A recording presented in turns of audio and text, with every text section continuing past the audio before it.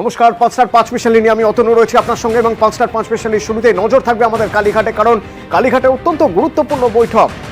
24-এর vote সবে মাত্র শেষ হয়েছে, এখন থেকেই রণকৌশল তৈরি হচ্ছে 26-এর বিধানসভা ভোটে কিভাবে তৃণমূল কাজ করবে। আর তার জন্যই শুধুমাত্র যারা জয়ী প্রার্থী তাদের নন, মমতা বন্দ্যোপাধ্যায় তার বৈঠকে ডেকে নিয়েছেন প্রত্যেকটি জেলার তৃণমূল সভাপতিকেও, যাতে জেলা ধরে ধরে স্ক্রুটিনি করা সম্ভব হয়, কোথায় এগিয়ে কোথায় পিছিয়ে, কেনই বা পিছিয়ে, সেই পোস্টমর্টেমও যাতে করা সম্ভব হয়। সেই মিটিংয়ের ভিতরের খবর আমরা জানার চেষ্টা করব, ভিতর থেকে কি খবর পাওয়া যাচ্ছে জানবো। সোমরাজ প্রতিনিধি আমার সঙ্গে রয়েছেন। সোমরাজ, এখনো পর্যন্ত আমরা কি জানতে পারছি, কি নিয়ে কথা হচ্ছে ভিতরে?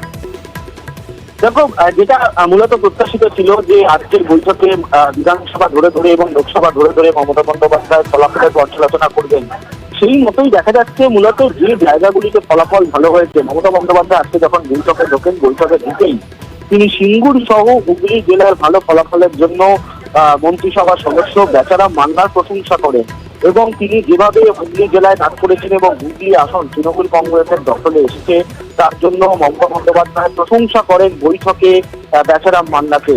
এবং যেটা সূত্র মারফত জানা যাচ্ছে যে মমতা বন্দ্যোপাধ্যায়ের মুখে সিঙ্গুরের আন্দোলনের প্রসঙ্গও তখন সেই সময় উঠে আসে এবং তিনি সিঙ্গুর আন্দোলনের স্মৃতিচারণাও করেন বৈঠকে বলে আমরা সূত্র মারফত জানতে পারছি। অবশ্যই এর পাশাপাশি যেটা সূত্র মারফত জানা যাচ্ছে যে একাধিক জেলার মূলত লোকসভার ফলাফল এবং সেই নিরিখে কোন কোন বিধানসভায় তৃণমূল কংগ্রেস পিছিয়ে রয়েছে বা কোন কোন জায়গায় এগিয়ে রয়েছে, গোটা বিষয়টি নিয়েই মমতা বন্দ্যোপাধ্যায় পর্যালোচনা করছেন।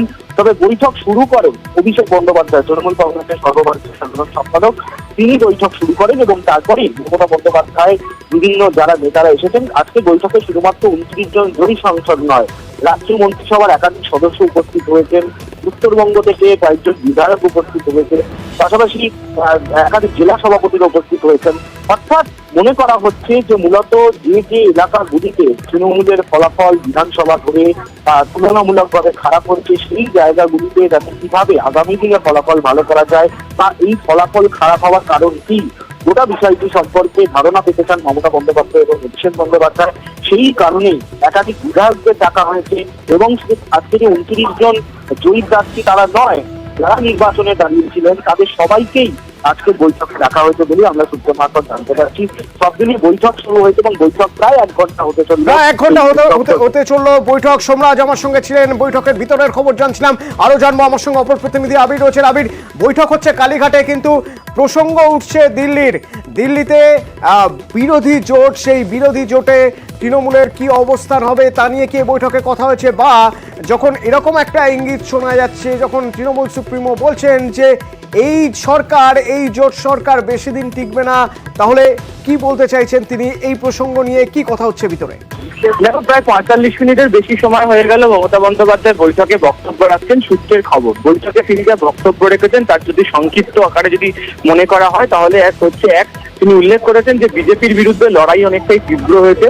এজেন্সি হোক বা কেন্দ্রীয় বঞ্চনার মতো ইস্যু, সব দিক থেকে লাগাতার আক্রমণ সানিয়েছে হচ্ছে বিজেপি। এত কিছুর পরেও তৃণমূল কংগ্রেসের ফল ভালো হয়েছে।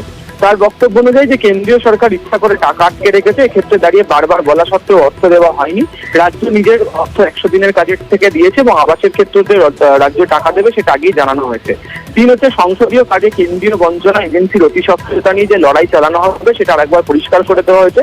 যেসব জায়গাতে তৃণমূল কংগ্রেস এগিয়ে রয়েছে সেখানে অতি আত্মবিশ্বাস দেখানোর কোনো জায়গাতে নেই, আবার যেখানে তৃণমূল কংগ্রেস পিছিয়ে গেছে সেখানেও বসে না থেকে সেখানে পুরোপুরিভাবে এখন থেকে ঝাঁপিয়ে পড়তে হবে। অর্থাৎ এই 24 থেকে 26-এর জন্য ঝাঁপাতে হবে, সেই ফলের ক্ষেত্রে সেটা দেখার কথা বলা হয়েছে।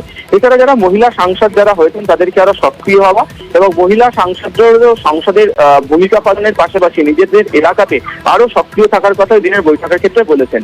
এবং এদিনের বৈঠকের ক্ষেত্রে যারা বিশেষ রকম ভাবে প্রশংসিত হয়েছেন তার মধ্যে সায়ন্তিকা, শর্মিলা, মিতালি বাগ, অন্যদিকে হচ্ছে ইউসুফ পাঠান, জগদীশ বসুনিয়া, তারা প্রশংসিত হয়েছেন।